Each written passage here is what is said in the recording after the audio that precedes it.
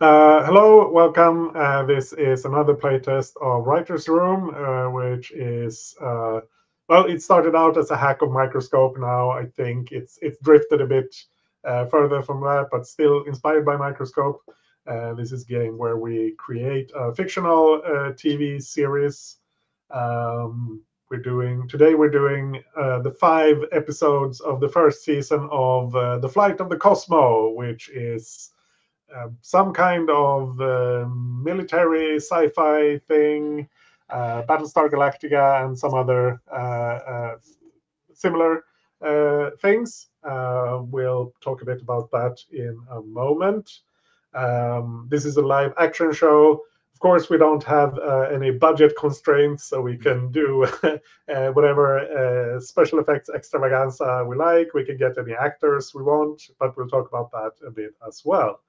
Um, Rod has played a previous version. There's been some minor changes, but nothing big. Tease hasn't played before, so I will go through. Have you played Microscope? I've read Microscope. You've read Microscope, yeah, that's fine. So we'll be creating this TV series together. There's a bit more structure to this than to standard Microscope, but I've simplified some other things. For turn order, we'll just go round and round instead of doing the setting themes and that sort of thing. Also, there's some a preset structure. For this, we're doing 5 episodes, and those are kind of the eras of Microscope. The biggest set order. You can start wherever you want and all of that, but we have a set beginning, set end, and defined bits in between. What I think are called, if I remember correctly, called events in Microscope, like the second level down, are called scenes here. And there's 3 scenes to every episode. So you have like beginning, middle, and end. And if you have something like, oh, this is a cold open that's not really connected to the first scene, or if you have a stinger at the end or something like that, you can just add it to whatever scene is closest. It's not like a strict, this is the beginning and end of the scene sort of thing. Within each scene, there will be plot beats, and these are, specific things that happen in a scene. For example, when we did the Shadowrun one, we had one plot beat was, oh, there's a corridor fight here, like the action. That was the big action scene there, and you can have so one specific event within a scene. You can also specify other things, and there's a list of them, and they're all listed in the. You can specify things about the episodes, about the scenes, and also for the series as a whole and for the season. And those will be kind of overlapping a bit since we're just doing one season. But if we imagine that there would be further seasons, then those could be have like different things than the first season, while the series overview would remain constant. I'll go through some of these, but otherwise, I think we can explain them as we move along, and many of them are self-explanatory. So we have for the series overview, we have like the elevator pitch is a very short like summary of what the show is about in like general. Tone is like, is this a grim, depressing series, or is it more lighthearted? We can throw in like, is it a PG-13 or is it an R-rated show? That sort of thing we can throw in there. Themes are like the overarching themes for when it's for the series, and then you can have different themes for the season, or like do more specific themes. Like if a general theme for the series is now I'm just spitballing here, so maybe we'll see if this works out. But if a general theme for the series could be like, if we're talking military sci-fi, maybe it's like military structure versus civilian authority could be like one theme. And then for the season, maybe a theme is like specifically I don't know what would be suitable there, but maybe it's capital punishment or something that kind of like ties into that a bit. Types of conflict that's like for this sort of show, maybe it's space battles is one type of conflict. Maybe it's political struggles is another type of conflict, and maybe personal conflicts or interpersonal romance could be like one type of conflict. So, and we can add more than there's space for here if we want to. So for that's for the series, and then for the season, you can have like plot arcs. Like this is the major arc for this plot, or for this for the season. You can have core conflicts if it's like a power struggle between two factions, and that's part of the big like thing we're doing this season, and that sort of thing. Casting notes is for if we're using, like, do we want to use real actors, or do we just find interesting faces and use those? Do we say that, oh no, this is a low budget series, we're not going to have like any of the big famous actors, or is it just free for all? Do we want to do like, oh, they have to be contemporary, or can we do like, no, we're only doing 70s actors for this one because we're imagining that it's being made in 70s or something? Or do we mix and match? Can we do like, oh, I want Ingrid Bergman to play like the one of the main characters? Yeah. So that's just settling for so that we have a common understanding of that. Overview. There's also a synopsis for the season, which would be like a general summary of what events are happening that season, or what the main thing is. This will kind of duplicate maybe some of the plot arcs and that sort of thing. That's fine.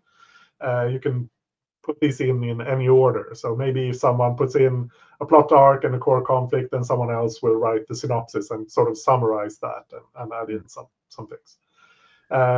Recurring motifs is like, if themes are things that have explicit meaning, like if you say duty versus freedom could be a theme. A motif is like a visual or musical cue or a line that someone says that takes on meaning because of the situation where it appears.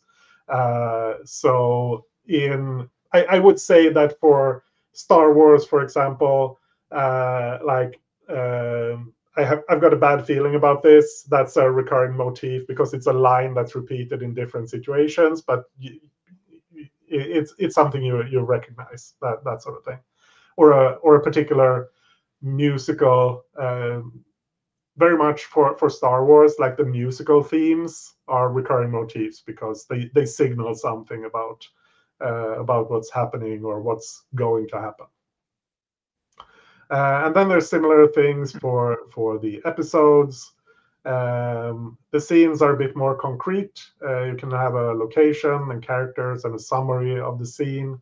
And other than plot beats, you can add visuals, like here's a specific shot that you have in this scene, or bits of dialogue, or a needle drop when you play a song, like very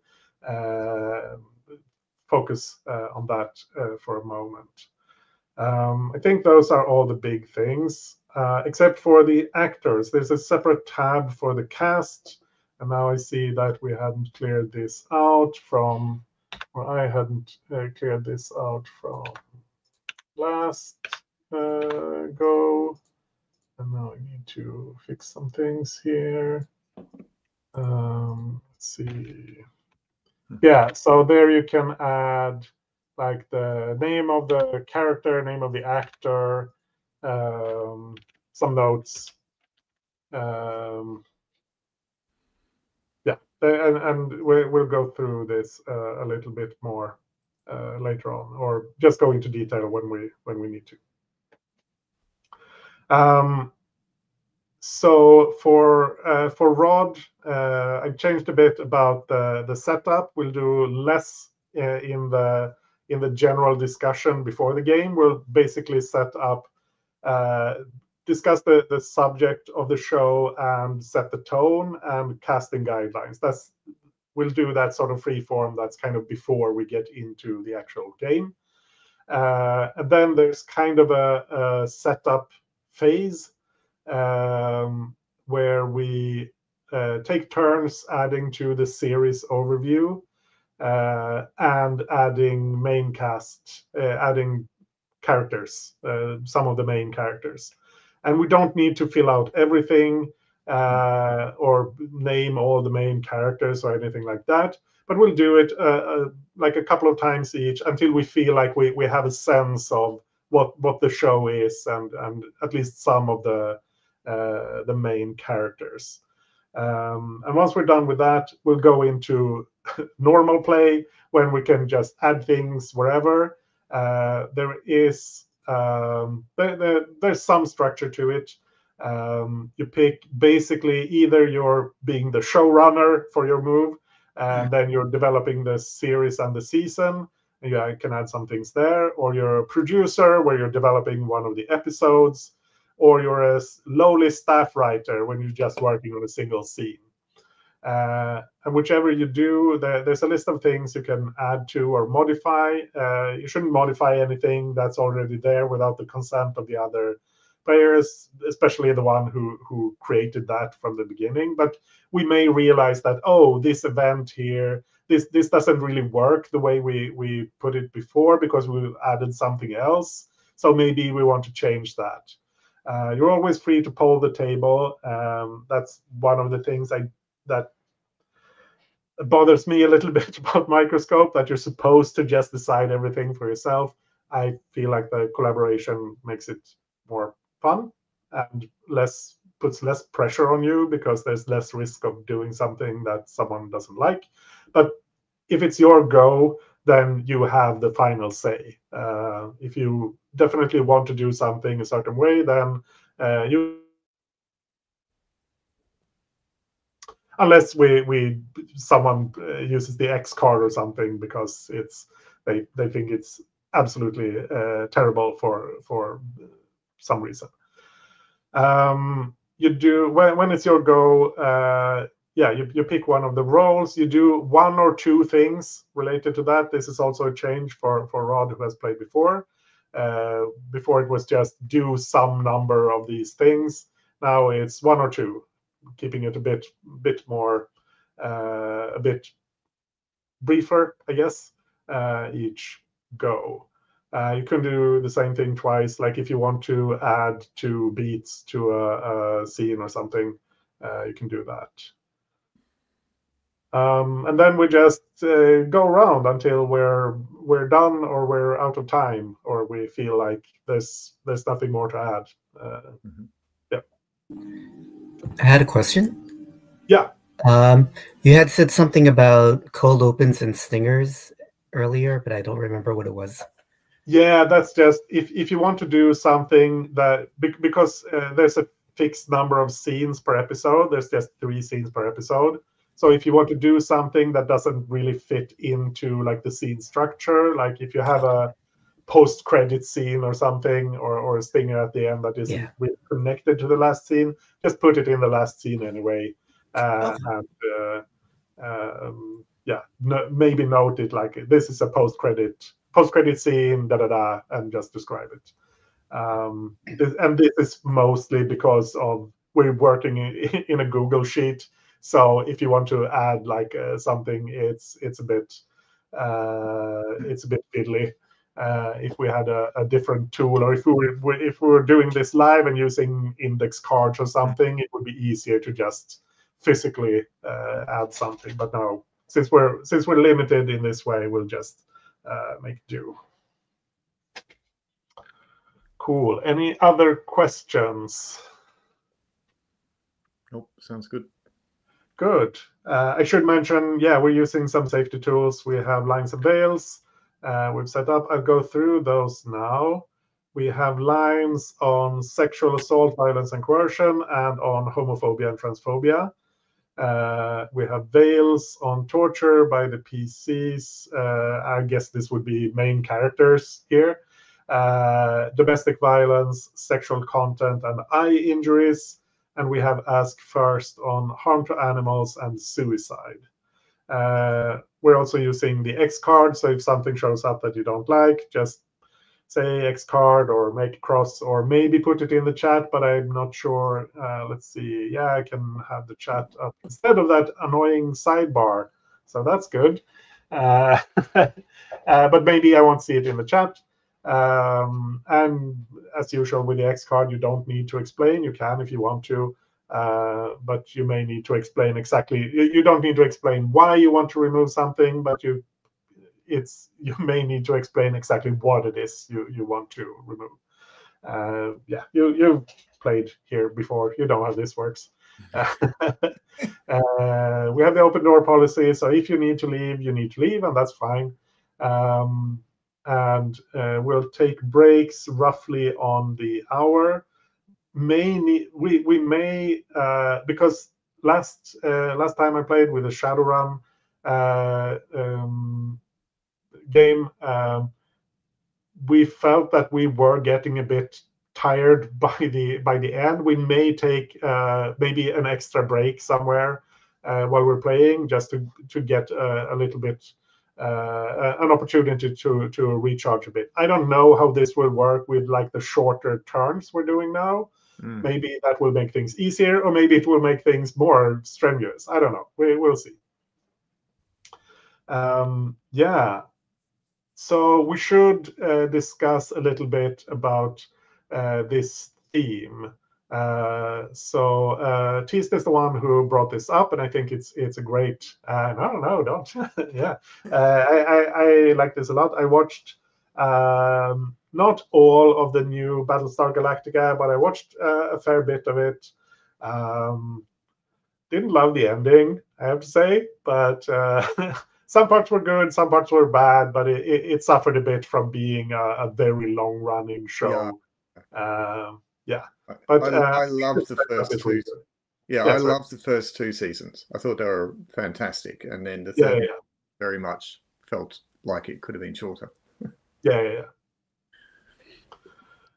You also mentioned some other inspirations that I don't really know. Rod might, being from the US. So I also mentioned like RoboTech and another one called Star Blazers. They're both old Japanese animes, and similar to sort of Battlestar Galactica, the Star Blazers is about a bunch of people heading off across the universe to go and pick up a MacGuffin to bring it back to save the Earth from the baddies. And every step of the way, they're being assaulted by the baddies. And I guess Voltron is kind of a bit like that too, isn't it? And then RoboTech, what I really like about that one, and is something I want to sort of see if we can think of, is it sort of doesn't have that journey aspect that involves that that BSG and Star Blazers does. But what it does have, it's got all the military sci-fi happening. But what's really nice is that the solution to the problem ends up being singing. So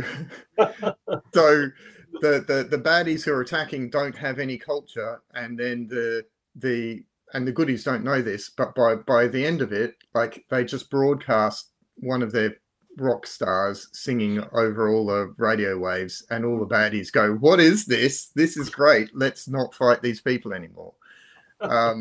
So having like the solution to this war being something other than war would be, and I don't know what that is because that's quite Yeah, lucky. yeah. But I like that idea as well. So Mm-hmm. those were the inspirations for me, Rod, that I was talking about when I was talking to Anders about this. Okay, cool. I have watched Star Blazers. Was it the Battleship Yamamoto? Yes, Battleship Yamamoto. Yeah, that was a lot of fun. Yeah.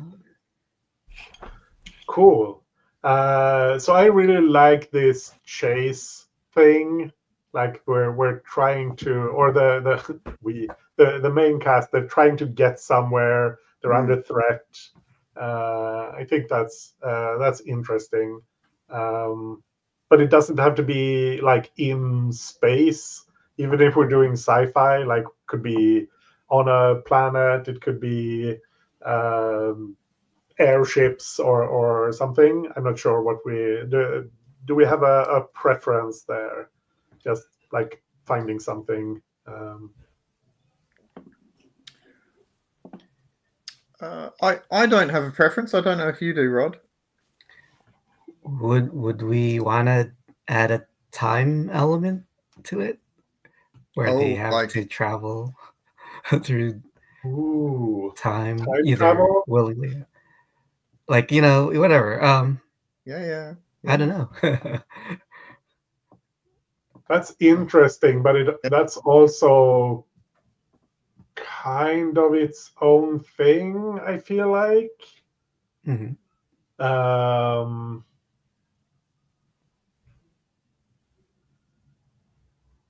I feel like it would kind of detract from because and now I'm just focusing on what I put up as kind of the core pitch. It's like we're trying to escape from something and we're doing military sci-fi. I feel like time travel maybe adding one element too much, but maybe it could work. It could be like time travel is present in the setting, but I don't think, for me, I don't think I want time travel to be like the central thing that we're doing. Well, I'm wondering if it almost ends up being a bit of a Terminator thing, right? Where the journey that you're taking is to get to the thing, the time machine that can then undo everything that you've done so that you never have to even go on the journey or something like that, right? That's very cool. Yeah, we're trying to get to the time machine that maybe the bad guys are using the time machine right now. Mm-hmm. So they are sending things back in time. Very, very Terminator, like they're sending enemies back in time to attack us. Rod, do you think does that work with what you were thinking, or do you want like the time travel to be what we're doing?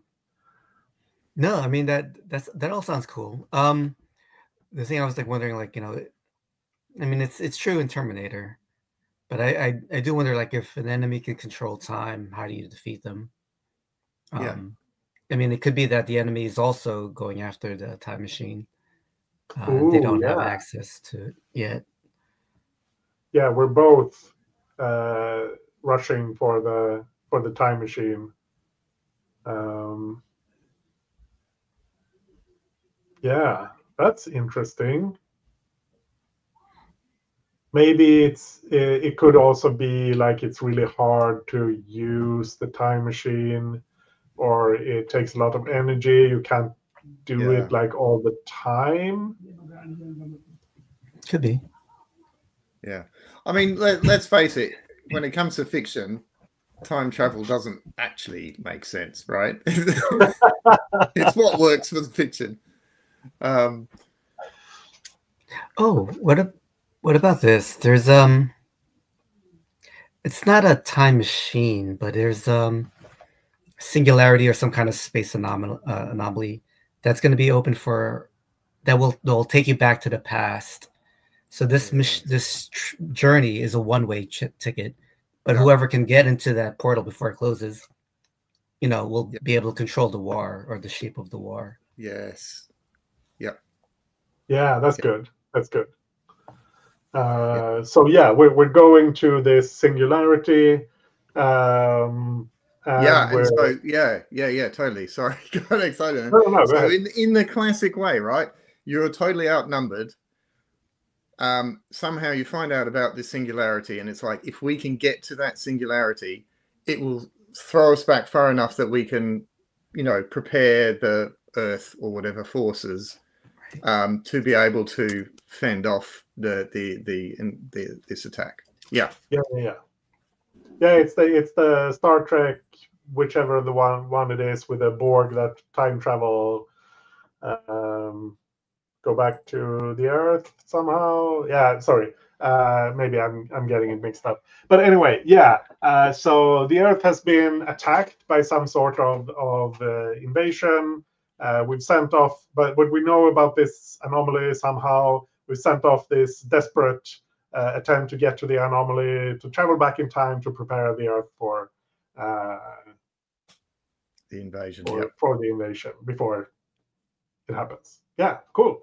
I think that's enough to know to know what we're talking about. We should talk about tone then. Is this is it a serious and pretty grim like Battlestar Galactica, or is it more lighthearted? Is this a kids show, or is it like a serious? Is it for grown-ups? What do we think?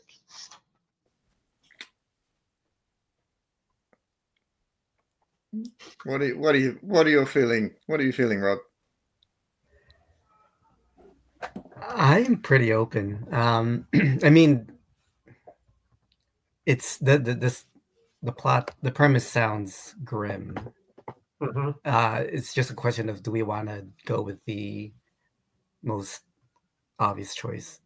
And I'm fine with that if we do. I'm just trying to think of what the alternatives would be. I mean, you can always, if you want to do it a bit more like child friendly, you can always coach it in, like, you don't describe things in detail, and it's just, oh, the world is about to be destroyed or invaded, but you don't like go into, oh, and that means all these people die and everyone, I mean, and you can still do that. I mean, kids can handle a lot of stuff, but maybe it's not what you want to do. Depends on what you're going for.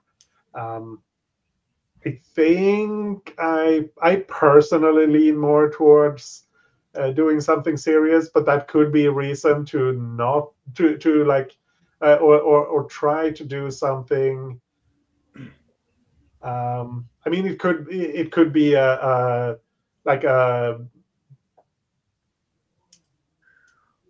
teen show as well. It's like all the not all the main characters, but like the central figures are teenagers who do all the cool important stuff. I think it's interesting, isn't it? Because the two shows that I mentioned are like ostensibly kids shows because they're both cartoons. Oh, right.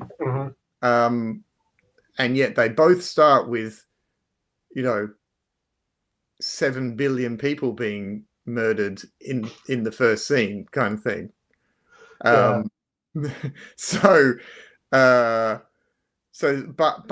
what they are, and I think this is definitely like, is that they are hopeful rather than grim, Mm-hmm. right? So BSG is pretty grim. It's like, we are desperate. We're desperate. Whereas the other two are, we're in a bad situation, but we're going to make it. Yeah. So is it sort of grim versus hopeful? Which on that axis, where are we going to go?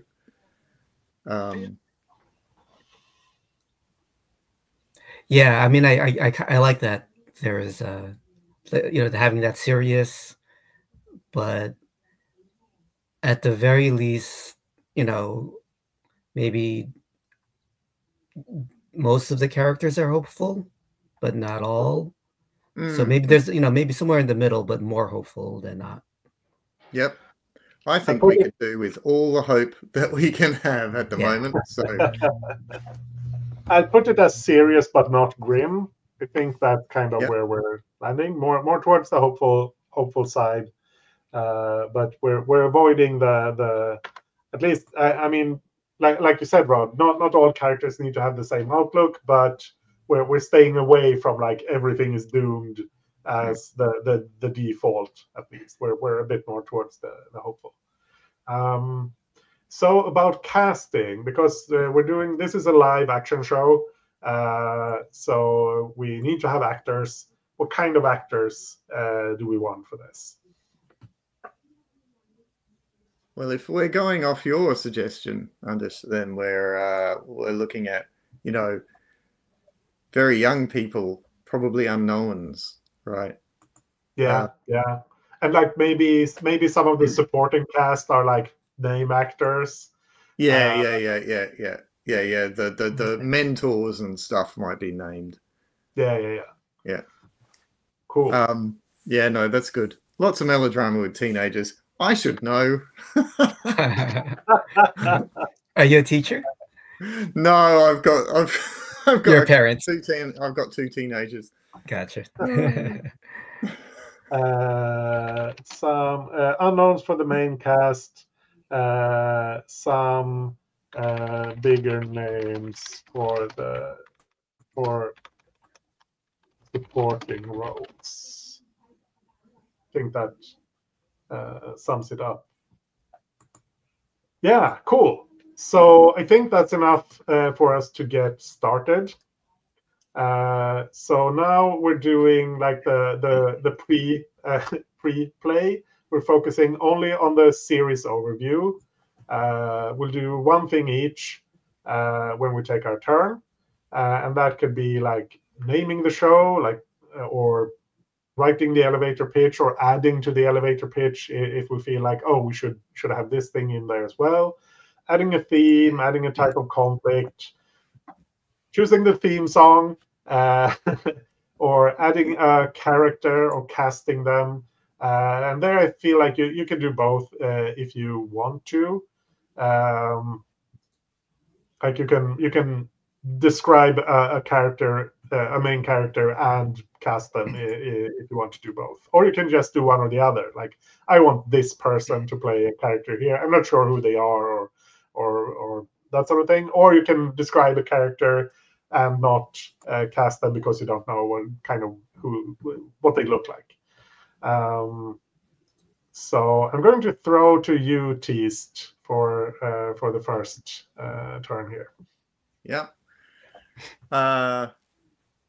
So I haven't really thought much about it, but the theme that I want, that I'm thinking is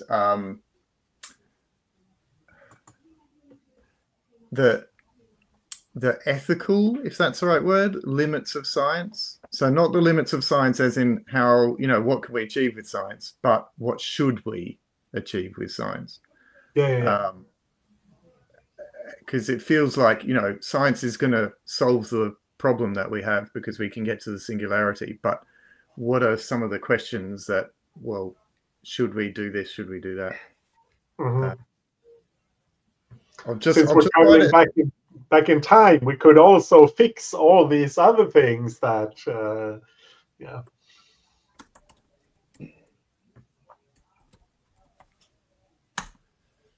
So I'll put that one to start. Cool. Rod, what do you want to add? So I'll throw out an idea, and don't hesitate to veto it if it's way off concept.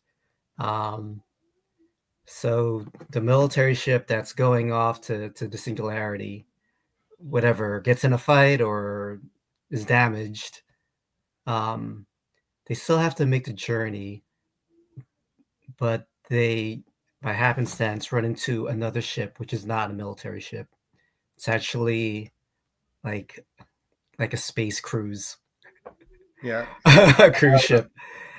And they have to retrofit this very non-military ship to be able to make this journey to defend itself. So they cannibalize all the parts of the military ship, and now you have this battle love boat Battle type yacht. thing. What's that? Battle space yacht. Yes, yeah. And then you have also all these passengers that are non-military. Ooh, yeah, to that's add. good. Yeah. I mean, so that sounds like it's sort of part of the premise then, or like this is something that happens in like the in the first episode, maybe like this establishes what the show is going to be like. Is that what you imagine? Right, yeah, like an elevator pitch, like yeah. So we have sounds like it's part of the elevator pitch, like cruise passengers and military personnel thrown together right. in a race for the time anomaly or something like that. Cool. All right. Military mission to save Earth. How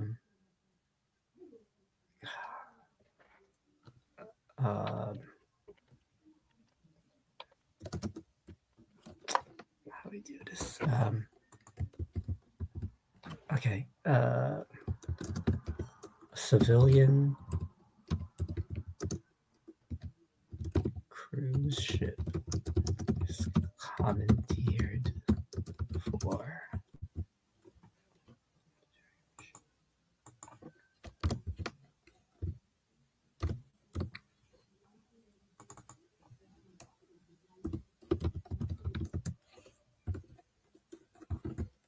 Do we want to make it a luxury cruise ship? Yeah, absolutely. Yeah, because then you can also have like the rich peeps, but also the the below deck peeps as well, and that thing, right? Got all kinds of fun. Okay, cool. Cool. So it's my turn. I'm going to add, like, I'm looking at the types of conflict. Do we want to, because I think since we're going through space, we want space battles. I think, do we want this to be like the BSG style, like fighter combats, or is it like our big spaceship fighting other big spaceships, or do we have like space robot suits, or what do we want? What do we think would be fun there? I mean, I'm a sucker for space robot suits, right? Well, just because it brings in the personification. Yeah. Of, okay, you're having this fight between pilots, but they look like people because they're in the shape of a big robot. So, that's cool. Yeah, I like that a lot. It's like mecha. Yeah, exactly. Type. Yeah.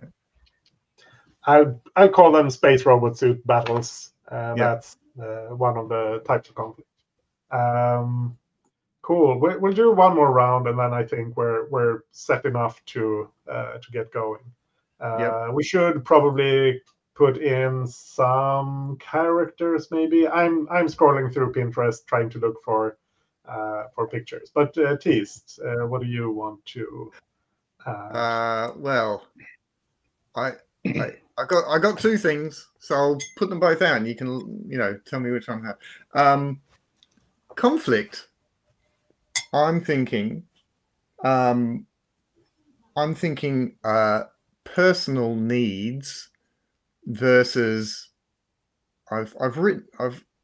the best word I've got so far is organizational needs, right? What I mean by that is I'm from the battleship, right, side of things, the military side of things, and I of course need to follow my orders, and I need to be. We're not going to survive if the military doesn't do what it needs to do.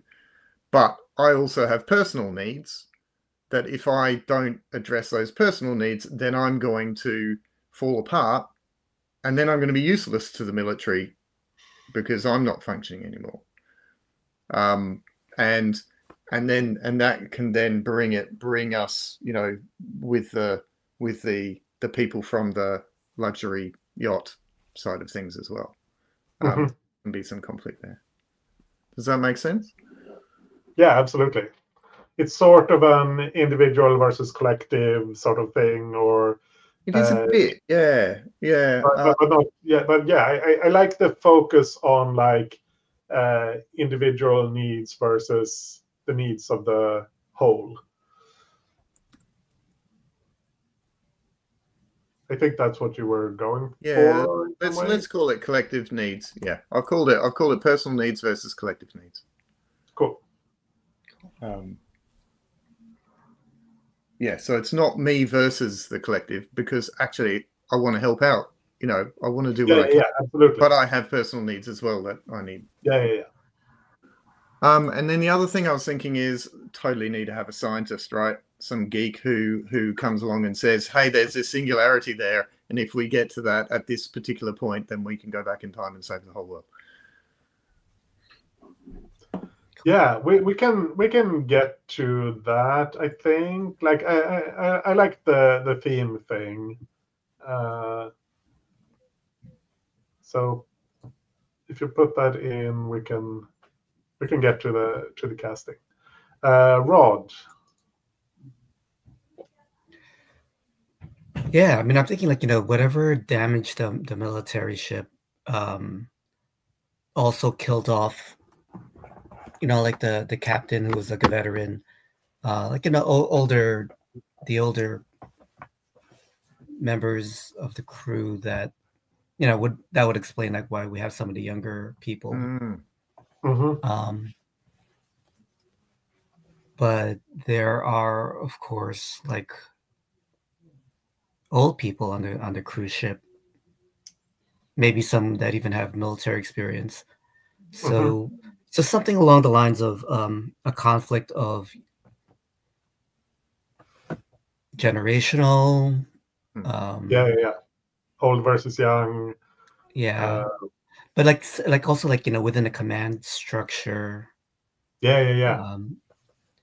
Yeah, because I mean, it would be kind of fun if, like, yeah, the military ship was damaged. A lot of the older officers were killed.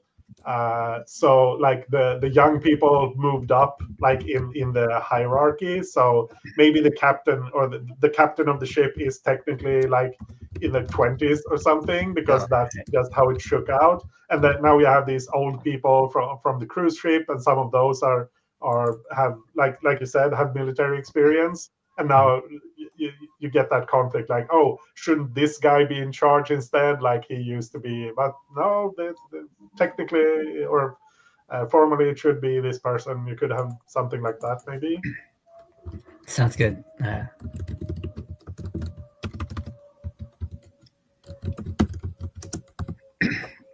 Feel free to tweak what I wrote. I wasn't sure how to phrase it. Put generational disagreements, especially regarding the command structure. No, that's good. That's great. Okay. Cool. Been trying to find interesting pictures, and the problem is that I googled for like teenager portraits on Pinterest. Most teenagers look pretty boring, so it's I think maybe that's one reason you get older actors, and also older actors are a bit more flexible with their time and that sort of thing. I'm not sure. I'm not finding anyone here really, but I want to add at least. I think we'll go with a young captain. The young captain of, well, I guess I named it the Cosmo in the pitch, so I'll call them that. The young captain of the Cosmo. And the Cosmo is the name of the yacht, not the name of the. Oh yeah. That's good. Because that sounds like a yacht kind of name, doesn't it? The Cosmo. Yeah, absolutely. Yeah. And so when it all starts, everyone's going, hang on, where's the Cosmo? They're all on this other ship called something else, Yeah, that's good. captain of the Kosmo, and I think this person is trying to picture what would make for an interesting captain. Because we're skewing hopeful, I think they should be more like doubting themselves and second guessing and that sort of thing. I think like confident bordering on reckless. So there is some like the old people aren't completely wrong that maybe this person shouldn't be in charge, but they're also competent. Like they get things done. Does that seem okay? Yeah, like a young Kirk or something. Yeah. Yeah. Cool. Don't know their name, don't know what they look like, but they're there. So I feel like we have enough here that we can move on from like just doing the overview and move into general play. But we're also close to the hour, so I think we'll take a break here, and when we come back, we'll go into normal play. We'll start up again on the hour. Cool. See you then. Cool. So now we'll go into regular play. And like I said before, you pick one of the, either you develop the series and the season, you develop an episode, or you develop a scene. And you can start a scene before the episode there's anything in there for the episode. Maybe you just know that, oh, I want this thing to happen. Like in the middle episode, there should be a big space battle or something. And you can just add that in and start working on that before we know anything else. We can build it inside out or whatever direction we want to go. Yeah, you pick one of those, and then you do one or two things for that scene or episode or whatever you picked. So Teased, I'm throwing it to you. Yeah, so that I don't feel like I'm cheating. I've put in Madeline D, who in the cast. Mm-hmm. She is the theoretical physicist who identifies the singularity that we can use to travel back in time. Cool. Oh, I should also mention that this division between main cast, supporting cast, and guests, that's not something we need to worry overly much about. Yeah, I guess it is more of a supporting than a main cast, isn't it? Because she's probably mainly just making trouble for everyone rather than actually. Could be, but like, don't worry too much about that. If we feel like we need to structure it, we can do that later and move things around. It's not super important. So I've said that she's, description-wise, I've said theoretical physicist. We can solve it with science, just to play into the ethical science questions. Yeah. That's great. Cool. Yeah. Do you want to add something more, or are you happy with that?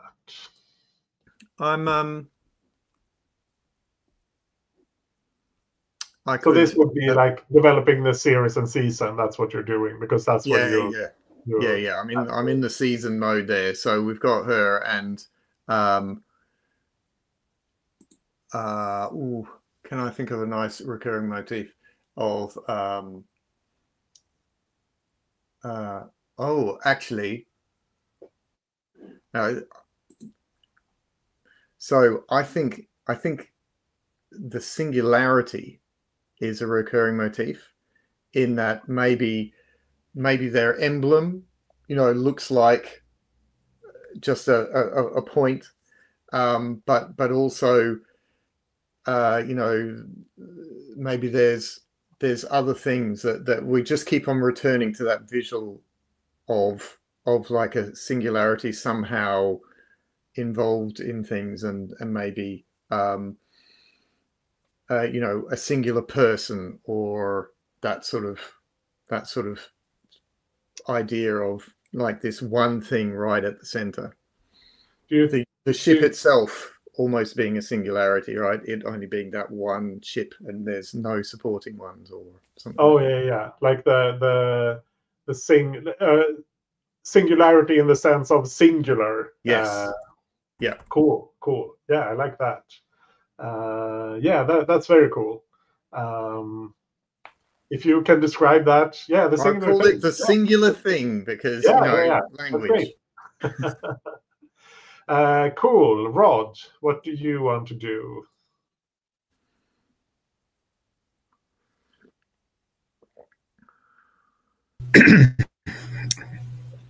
Yeah, you know, I'm thinking. I was thinking along the same lines as Teast, as far as adding a character of an older woman, and I think I will add to the cast. Mm-hmm. Gosh, I kind of want her to make her main cast, but she could be supporting. But it's the it's a good name. I'll think of a name in a second.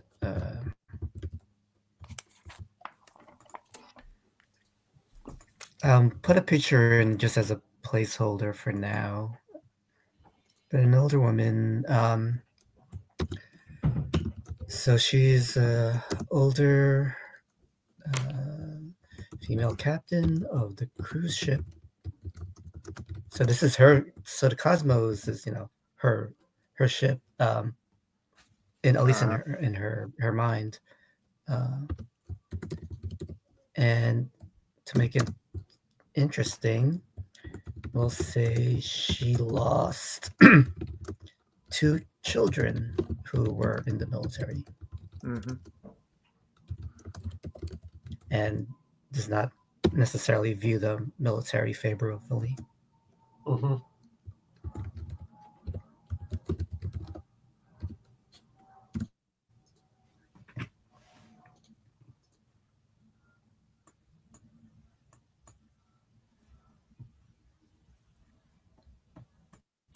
Cool. Are you happy there, or do you want to add something more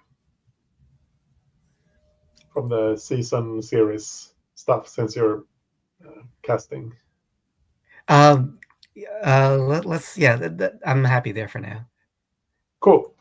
I've been looking for pictures, and I found some that are at least interesting, and these are not fully teenagers. I think but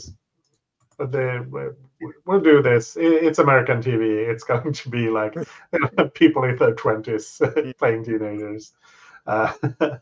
Anyway, so I think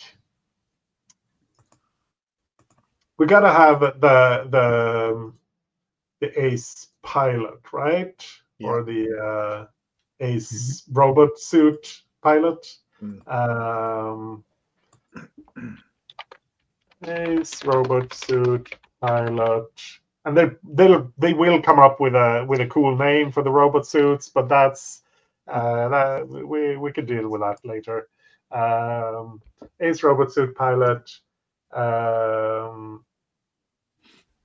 who is I think she is a bit happy-go-lucky.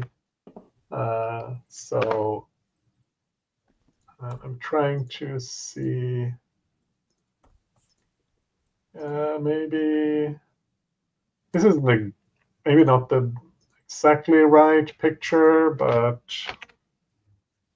I'll go with it for now.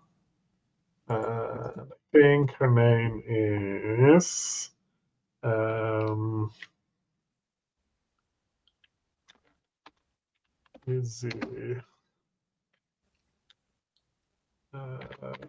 Easy Volare.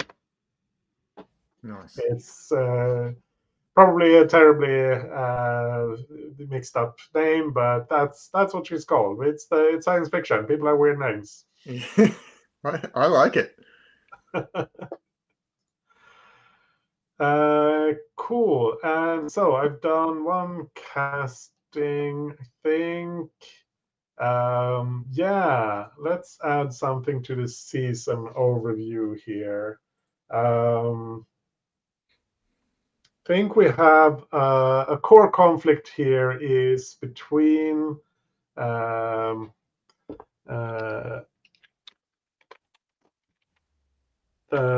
captains of the original Kosmo and the refitted Kosmo. Yeah.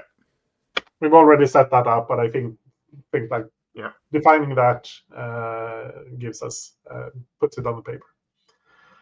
Cool. Teased. Oh yeah.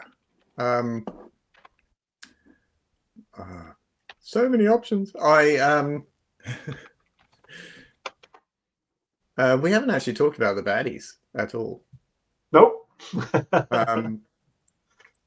I guess because they're just cannon fodder almost, aren't they? Not sure where to put that. I think instead I'm going to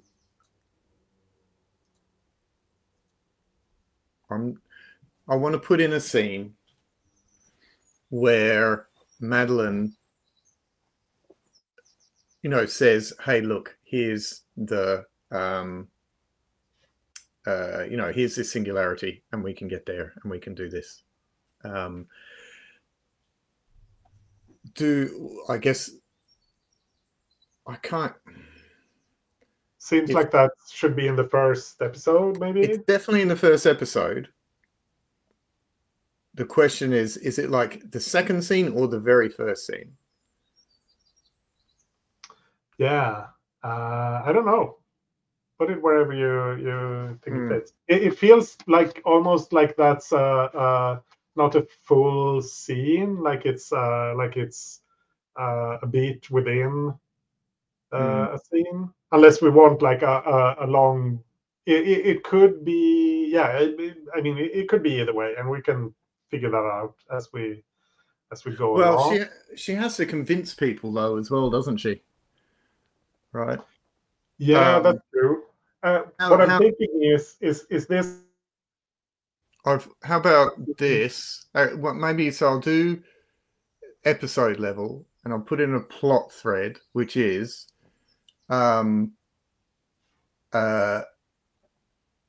is that after the initial onslaught, what are we going to call the battleship? Battleship Brian. I don't know. Something warlike. Yeah, something punchy. Like what's the name of a star? Sirius? That's not a good one. Altair. Battleship Altair. Yeah. Yeah. And it also sounds like, yeah. So the Altair has managed to escape from the attack on Earth, but doesn't have anywhere to go. Yeah. Right. So. And it's damaged, so it's kind of. Yeah. So I might even have a title of Escape from Earth, because yeah. And then one of the plot threads is Madeline discovering and trying to convince the captain. But we haven't got a name for the captain. Did you give us a name for the captain? No, I did not. To go to singularity. Cool. And that's two things. So yeah. Rod.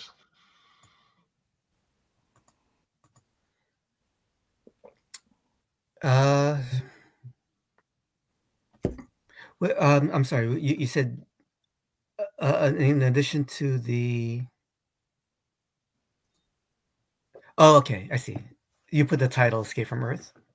Yes. All right. Okay. Cool. So I think at some point, maybe in the third or fourth episode, we'll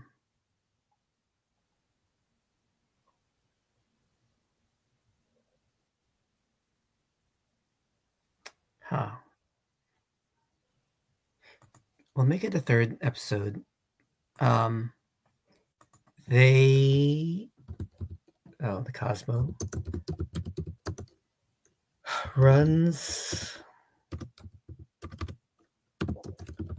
into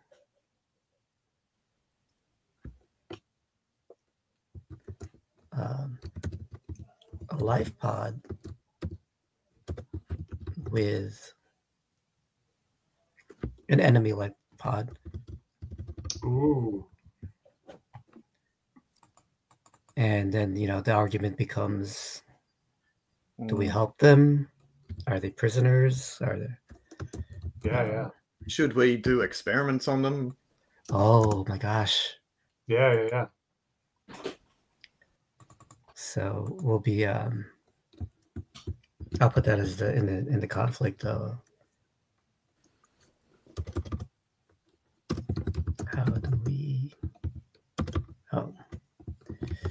do we help them?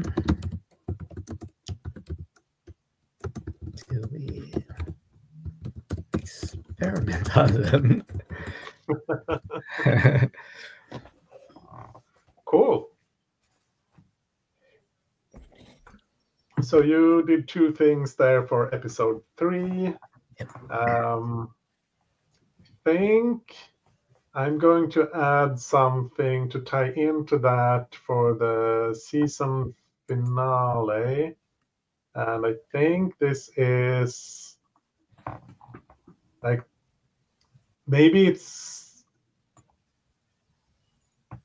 not the final plot beat of the final scene, but yeah, a plot beat in the final scene is that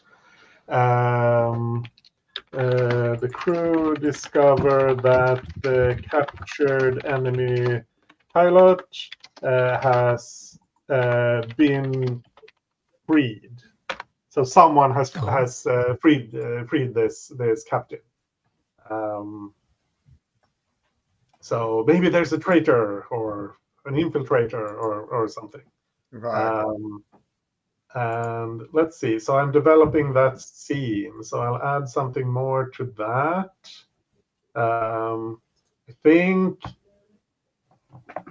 So this is the climax of the first season, and I'm like, I think we can assume that there will be more seasons, so they're not making it to the singularity this season.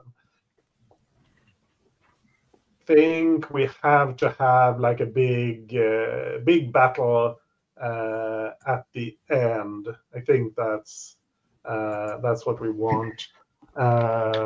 The enemy ambushes the Kosmo as they prepare to make a hyperspace jump towards the singularity. Or to the singularity. Like, oh, now we're finally going to do it. But then.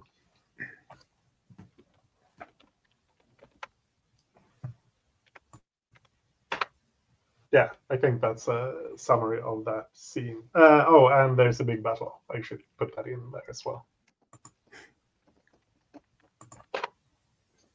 Yeah, so those were my 2 things. Teased. Oh, well, you finished it, so I'm going to start it. Yeah. Yeah. So the first scene is the enemy, which again we still haven't actually defined yet. Yeah. Enemy warp into Earth atmosphere, and bomb the planet or whatever. Destroy planet. Bomb.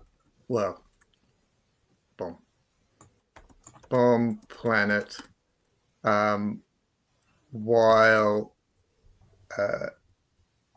the Altair escapes. Is that too much of a summary? No, that seems fine. Yeah. So and my first plot beat is the enemy warping in, right? So enemy, like, so it's on a nice sunny day, the enemy ships warp in, like, you know, what I'm imagining is it's literally, you know, you're out shopping and you're in the park going for a walk, and then bam, there's an enemy ship, there's an enemy ship, there's an enemy ship, and they start just, you know, raining hell into view, let's call it. Yeah. Yep. Is that cool? That's cool. So it sounds like we don't know who this enemy is. I mean, like the people in the show, like they just showed up and attacked. Oh yeah. Yes. So it's a mystery there. Yeah. Okay. That's a good point. And maybe, but because if we, in episode 3, that's when we run across an enemy life pod. Maybe that's when the first time we like discover what they even look like. Yeah. Cool. So Rod, what do you want to add? I don't know.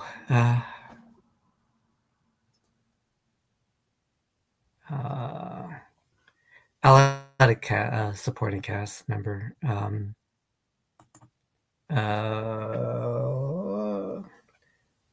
we want to do this?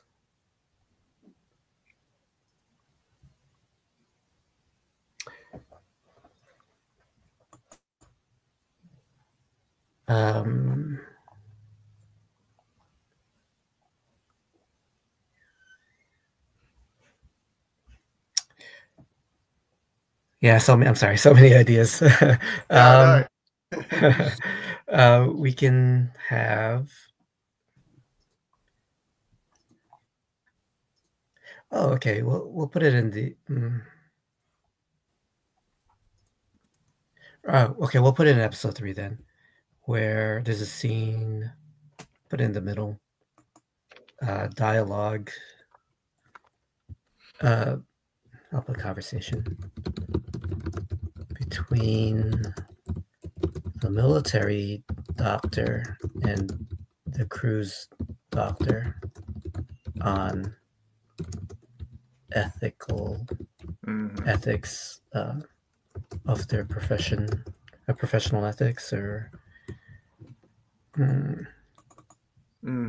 ethics. Yeah. Yep. Profession.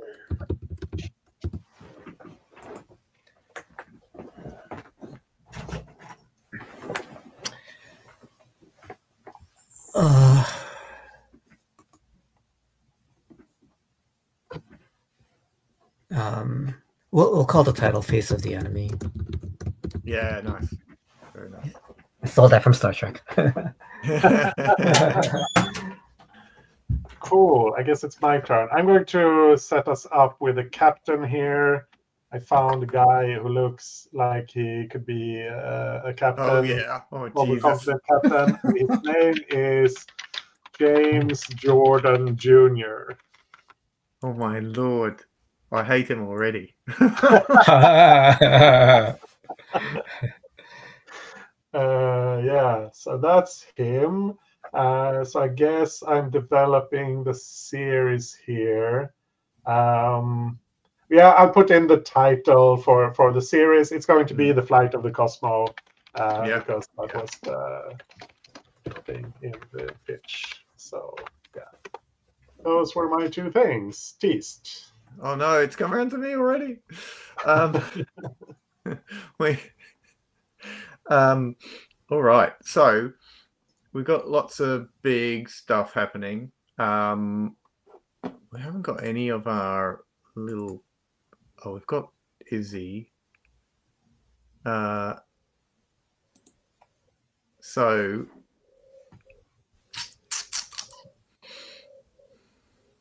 where do we want to go? The enemy ambushes the Cosmo as they prepare to make. See, Rod, I'm in your position now, mate. It's all good.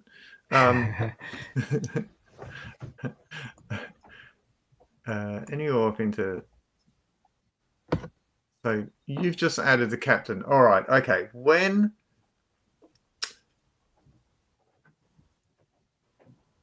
Okay. Yes. Okay. Good. All right. So, scene 3, last, closing scene of the thing is the Altair. Altair is severely damaged.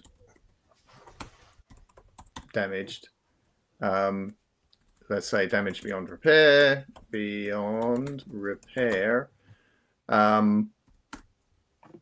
Things look grim. Is this too much of a summary? Is that too much, Anders? Because what I'm going to do, I'm going to say the Altair is damaged beyond repair, right? And then the last bit of the whole thing is the Kosmo. Kosmo, appears and hails the Altair. Right. I feel like the scene summary can be like a couple of sentences. Yeah. I just don't want to sort of step on the toes of anyone who's doing the beats, right? No, but I think like the scene summary should tell you like the rough outline of what happens in the scene, and then the beats can be like more specific details. I don't think you need to worry about putting too much in the summary. Yeah.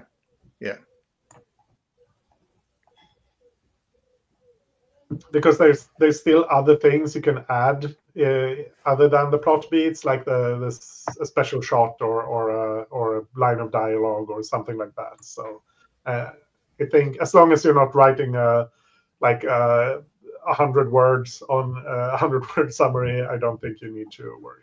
Yeah. So I put the Altair is damaged beyond repair. As they drift in space, they get hailed by the Cosmo. Cool. The Cosmo appears again, like a singularity, and how's just trying to go, push into that recurring motives thing. Mm-hmm.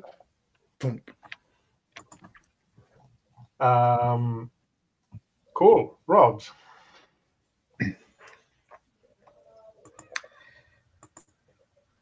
I think there has to be a scene with Dr. Dietrich, the physicist, and Captain Foster. I'm just trying to figure out where to put it.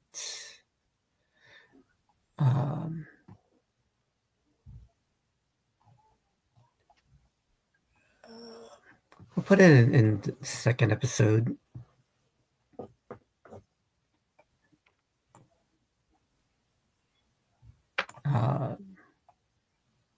Put it in the middle. Scene. Captain Foster learns from Dr. Dietrich about the singularity and that it would likely be a one-way trip.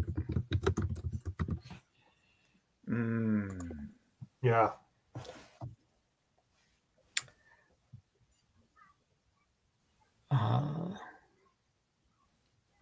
Cool. Yep.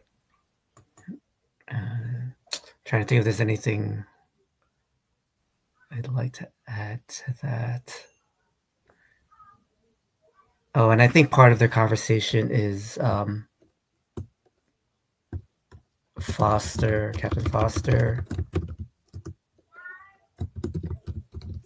asks about what's his name? J3, Captain Jordan. Asks about Captain Jordan's. I don't want to say competency necessarily. That sounds too aggressive. Qualifications. Qualifications. Thank you. Oops. That's good. Qualifications. Cool. I guess it's my turn. I'm going to do some more casting, and I'm going to change. I think I'll change Izzy because we have the captain is confident, bordering on reckless. I feel like having her be happy-go-lucky doesn't feel right. I think it's more like by the book and ruthless, I think. Oh, Look, that fits better with that look she has. Does everyone say with me changing that? Yeah. Cool. And then I'm going to add another person, and you can tell what kind of guy this is just from the picture. But he's going to be he's from the Kosmo, from the luxury cruiser, but he turns out to be like a really talented robot suit pilot. Yeah. So he's going to be Izzy's rival. Oh yeah, yeah. And he is definitely like careless, I guess. Careless, but lucky, maybe. Robot suit pilot, originally from the original Cosmo. Let's give this dude a name. His name is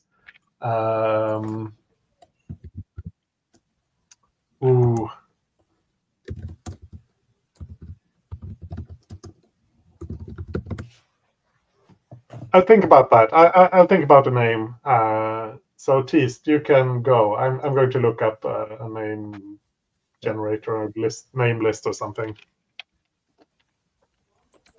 Yep. So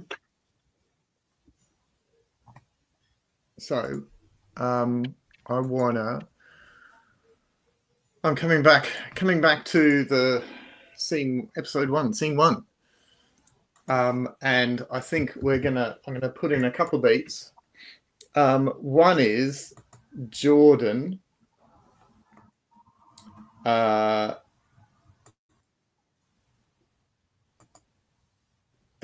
This is so Jordan playing basketball, because that's what jocks do, right? Showing off to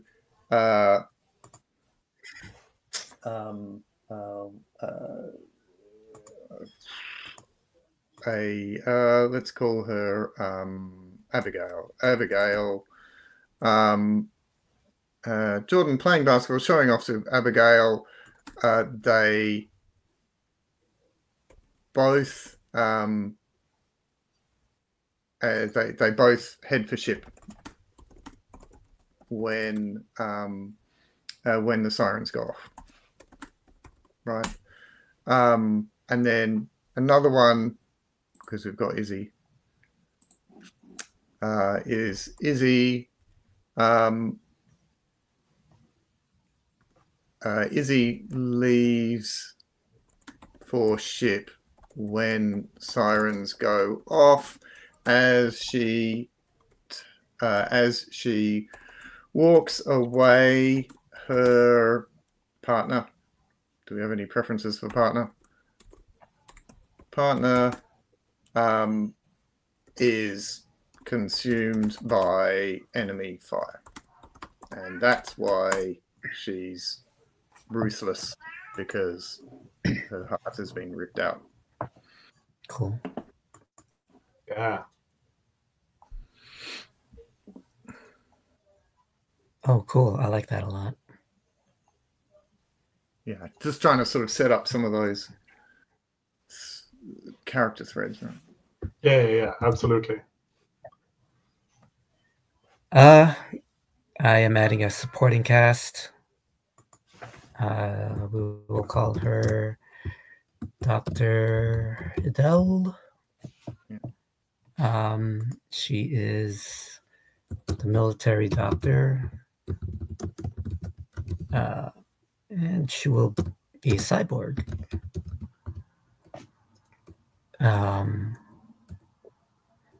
And what kind of personality do we want to have her have?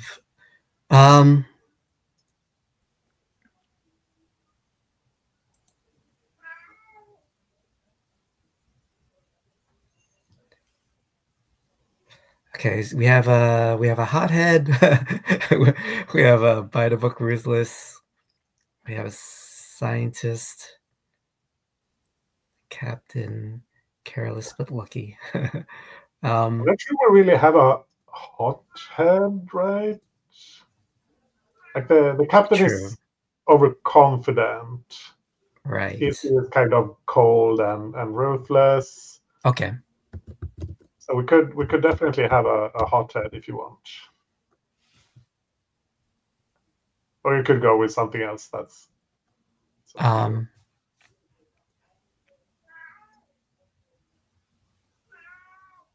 we'll make her the opposite. She'll be cautious.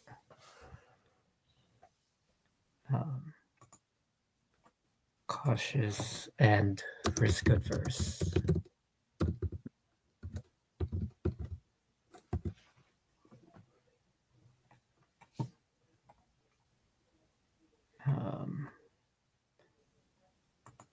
Yeah, I'll stop there.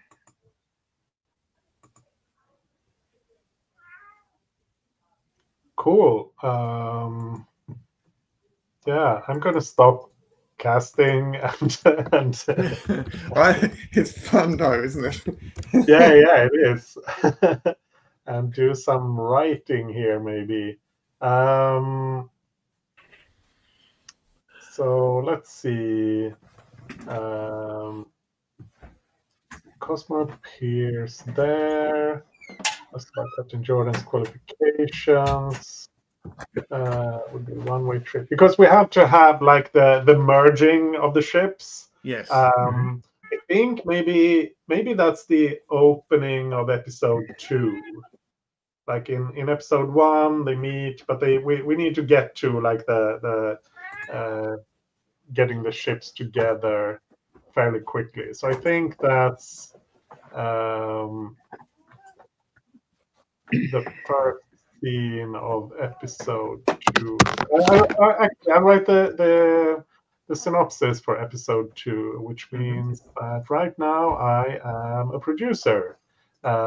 So the we call it the altar, the altar, the altar. For the crew of the altar. The altar cannibalizes the. No, actually, it was the other way around. Yeah. The crew of the altar commandeer the Kosmo and retrofit it with the functioning parts of their own ship. The crews merge, which creates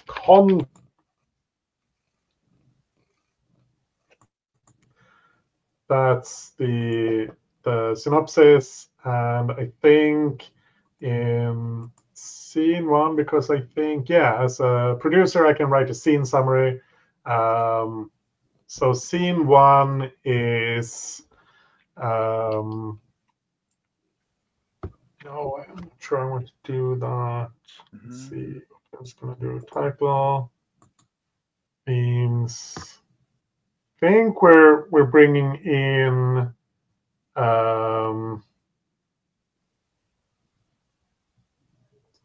we have a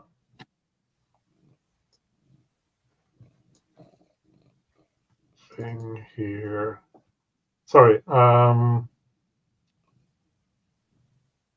Yeah, we have a conflict between the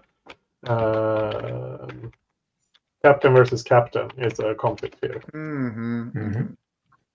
For this, that's like going through the whole episode. Yeah, those were my two things. Teased. Yes, very exciting. Scene one of episode 2 is going to finish with important part of the Altair is exploded. That'll do. You know what I mean. Exploded to fend to that's a horrible word. I'm going to say it anyway. Fend off attack of the enemy. Cool. So now the Altair, it you know, it's like the last breath of the Altair. Everything's been scavenged off it, right? Yeah. And I'm thinking, as not the first beat, but sort of second or third, maybe I'll put it third, is I can't remember the names, Jordan and what's the other, and Foster. Jordan and Foster both give orders to the robot suits. Both give conflicting orders. Ooh.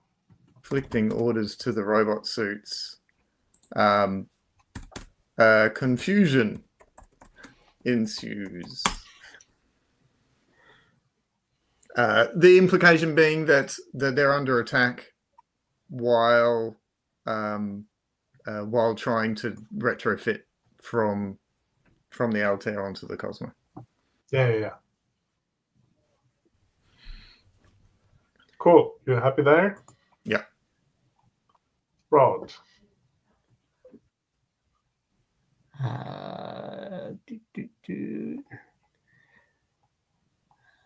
We haven't touched episode 4. Mm-hmm. I'll put a scene in there where Captain Foster consoles, or tries to console. Who's a cast member? Izzy. Mm-hmm.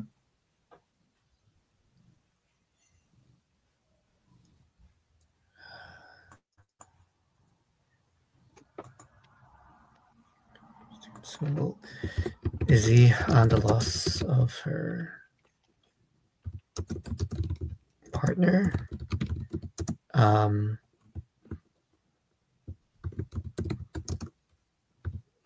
Mentions, and I think this is where the audience learns that the captain, that Foster lost her children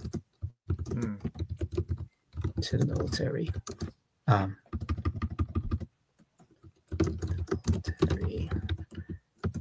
But I think Izzy is going to react negatively.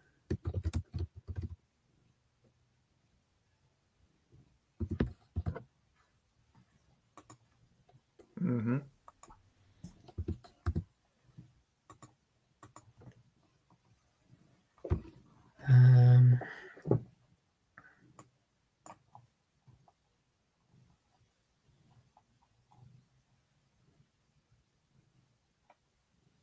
And I think one of the lines is, let's see, one is a good line of dialogue.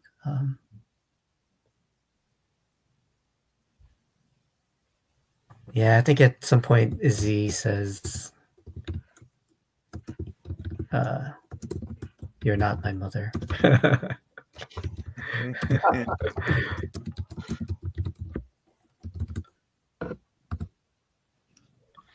All right. Cool. I'm going back to casting because I figured out a character I want. Want a guy here who is like a tech genius. Works with Dr. Dietrich, but they don't always get along. And I think he's got kind of a catchphrase.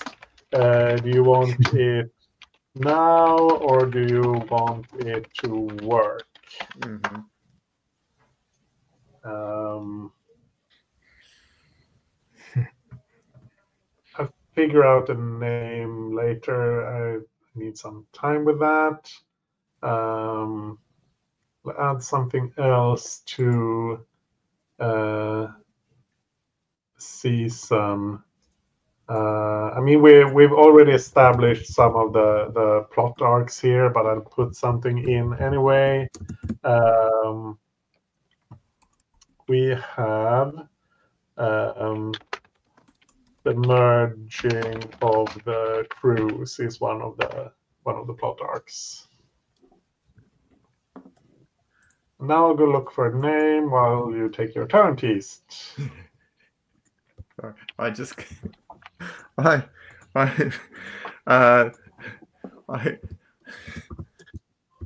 Maxim Kaplan, who I think is wonderfully named, said he calls himself the Max Cap. I don't know if anyone else. I don't know if anyone else does, but he does. Anyway, I'm coming to. Apparently I really love to put in ends and beginnings of scenes. Scene three of episode 2 is going to be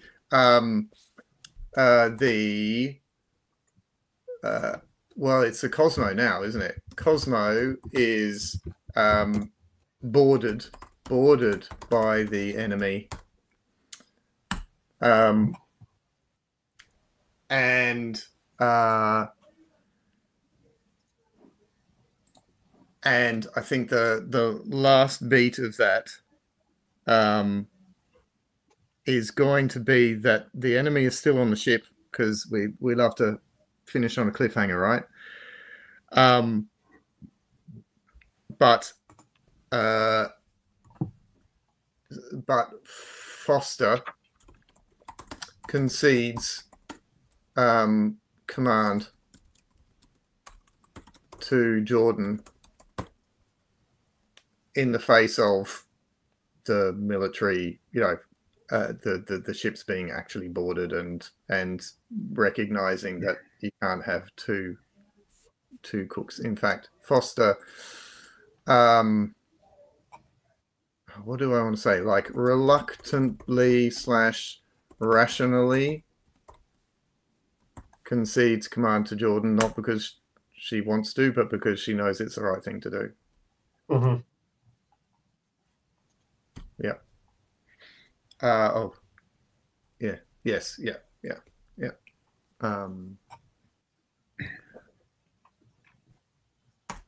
Yeah. The ship is still, under occupation, I guess. If that makes sense. So good. Ooh. Yeah. Exciting. Cool. Have a good cliffhanger.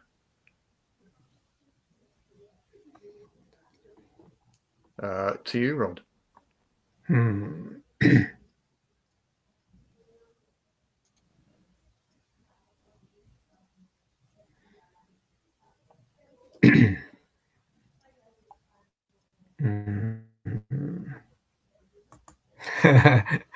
uh, uh, let's see.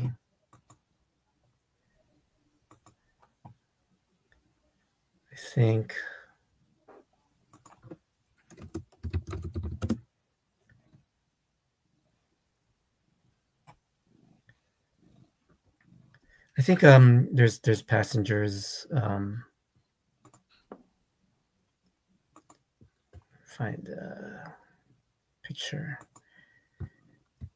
Yeah, I think there's an old socialite couple that were passengers of the Cosmo. Let's see, and we'll say that they're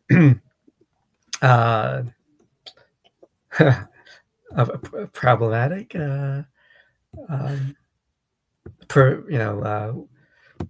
Privilege. What's the entitled? Entitled. Yeah. I see. I wasn't quite sure where you were going with that. Socialite couple. Entitled, and they're the ones that cause a lot of problems.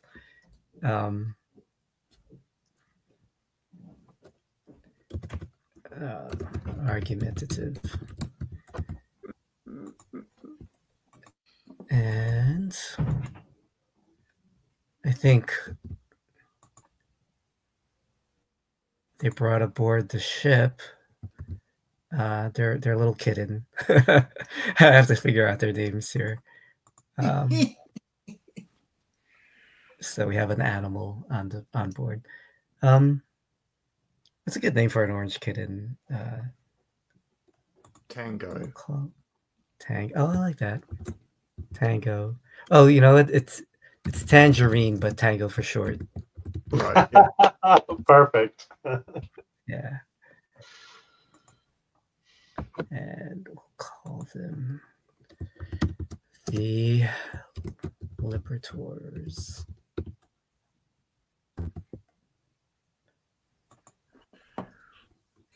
And we only ever see them together in any scene. We never see them separately. They're always just hanging out together. Cool. Yep, those are 2 characters. Cool. Then it's my turn. I was looking for some people to kill. Actually, I'm not sure I want to kill off this socialite couple, but I figure. Actually, what I was thinking was that here at the end of episode 2, the enemies are still on board. I think I want some people to sacrifice themselves in order to get defeat the boarding party. I don't think these 2 are right for it, but I think I want at least one person. I think it should be one person from each ship, probably. But I don't think any of the ones we have here are right for it. So I'll just add that near the end here. One person from each ship sacrifice themselves to defeat or repel the boarding party. That's one thing that happens there. And I think, maybe we should get that singularity visual thing in there.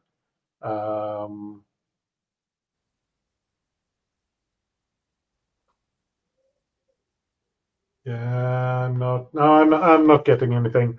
Let's see. So,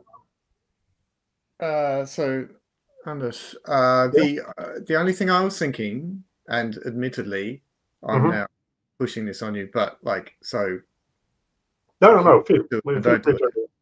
Was in episode 3, they run into an enemy life pod, right? Mm-hmm. So what I was thinking, if we left episode 2 on the cliffhanger, and the beginning of episode 3 is defeating the enemy and finding this pod left behind of one of the fleeing enemy, and it's like, great, we've got a live one now. Yeah. So maybe this is they don't sacrifice themselves, they're preparing to sacrifice themselves. Yes. Yeah. And then beginning is boom, they're gone, but they managed to save the ship. Except for this one. But that's a great cliffhanger. So I should do something more for this. I think maybe we have. We should have the first time we see the enemy in there, but they're in like some sort of space suits or power armor or something. So, but they should be a shot of the enemies marching down a corridor in their black space armor suits. Yeah, totally. Yeah. Cool. Yeah, we're on the hour, so we should take a break. Oh, yeah. Let's come back at 5 past. Sweet. That's enough for everyone. Cool.